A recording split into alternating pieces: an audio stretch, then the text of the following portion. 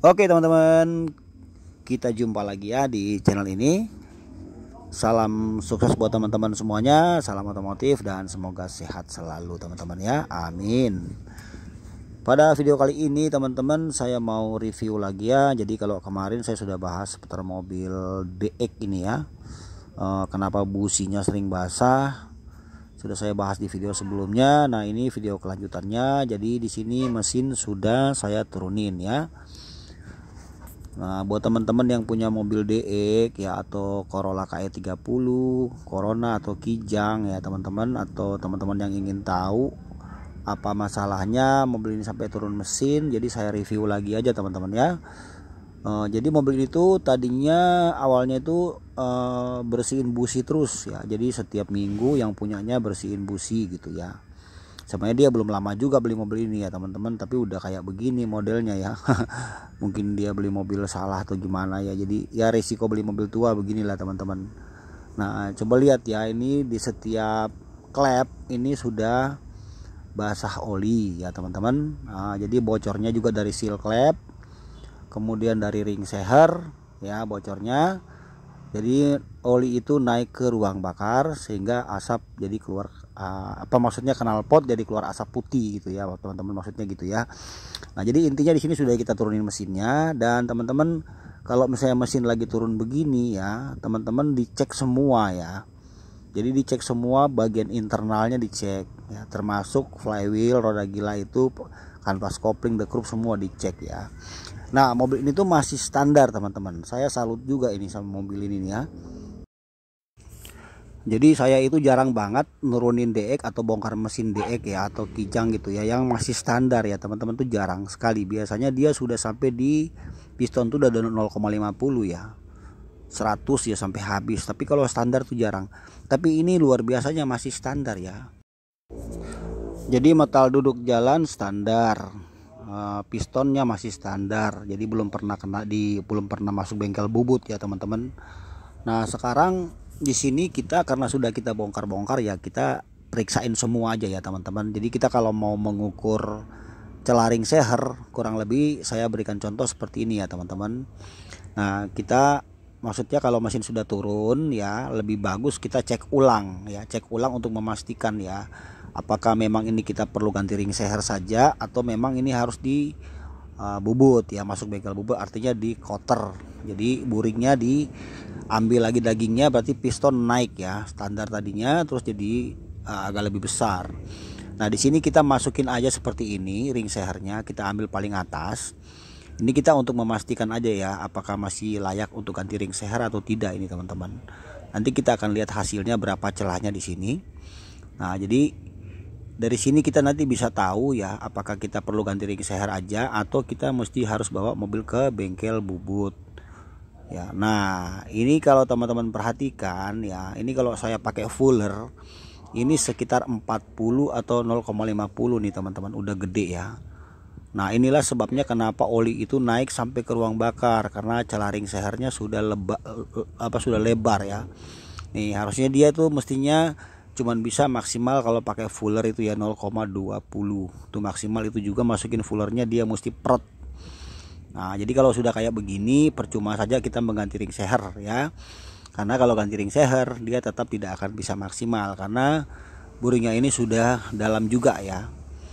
Nah teman-teman, jadi semuanya kita cek ya, nanti begitu pistonnya ini harusnya tadinya dia standar, berarti nanti ini kita akan naikin jadi 0,25 atau 0,50 ya, tergantung nanti di bengkel bubut dicek ulang kan, diukur. Nah ini ya teman-teman, lihat ya metalnya, ini kan ada metal nih di sini, metal jalan ya. Nah ini kalau mau lihat ini metal ini kondisinya masih standar atau tidak, teman-teman lihat di baliknya seperti ini. Nah ini ya, kalau di sini udah ada angka misalnya 0,25, 0,50, nah berarti kerak asnya sudah pernah dipapras. Ya, kalau di sini ini belum ya teman-teman, ini masih 0, masih betul-betul standar. Jadi si kerak asnya masih standar. Tinggal selanjutnya kita melihat kondisi kerak asnya, dia baret apa enggak, parah apa enggak nih ya. Nah, walaupun memang sebelumnya mobil ini kendalanya hanya ngebul atau oli masuk ruang bakar ya, tapi ini kita harus cek. Inilah kalau di bengkel tuh pentingnya begini. Ya maksudnya begini teman-teman, awalnya kan mobil ini boleh dibilang oli masuk ruang bakar ya, jadi busi basah terus, di knalpot ada asap putih, tapi suaranya halus ya kan, jadi masalahnya di situ.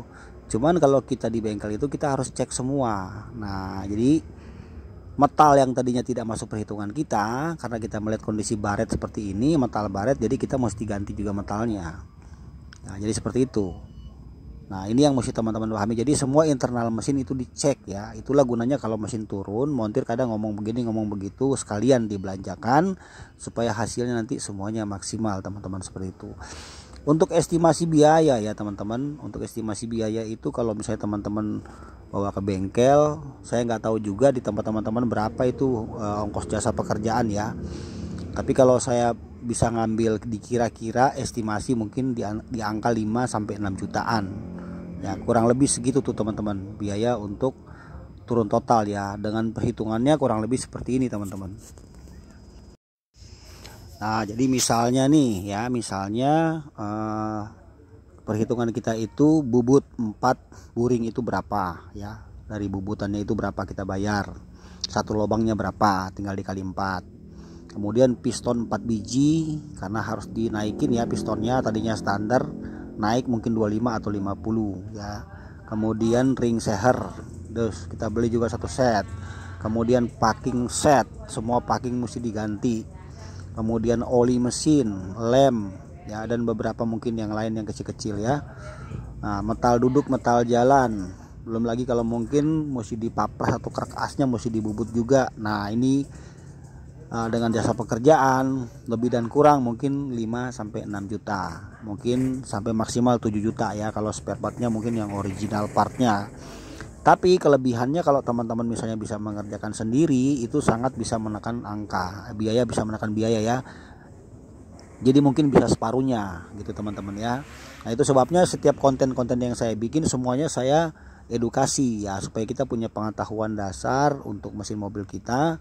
Jadi kalau mobil-mobil tua itu yang masih karburator apalagi ya, itu nggak usah takut untuk belajar. Ya bisa kok kita nanti mengerjakan sendiri ya teman-teman. Penting kita ada kunci-kunci, kita punya bakat dan punya tekad. Apalagi zaman sekarang udah ada YouTube kan. Nah jadi udah mudah tuh kita bisa dapat banyak ilmu teman-teman.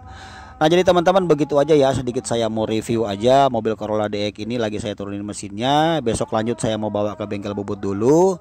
Dan mungkin nanti saya akan kasih tahu lagi ya, upload lagi kepada teman-teman untuk belanja ini itu.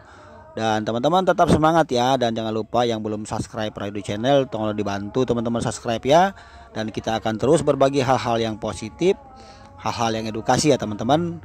Besok dan seterusnya kita akan terus upload video-video yang teman-teman bisa menambah-nambah wawasan ya. Terlebih yang masih pemula, teman-teman yang mau pengen buka bengkel atau belajar, ikuti aja channel YouTube saya dan kunjungi juga channel otomotif yang lain ya. Jadi makin banyak ilmu yang kita serap. Oke teman-teman, terima kasih sudah menonton. Nanti kita jumpa di video berikutnya. Mohon maaf jika ada kekurangannya. Salam sukses, salam otomotif buat kita semuanya. God bless teman-teman. Bye.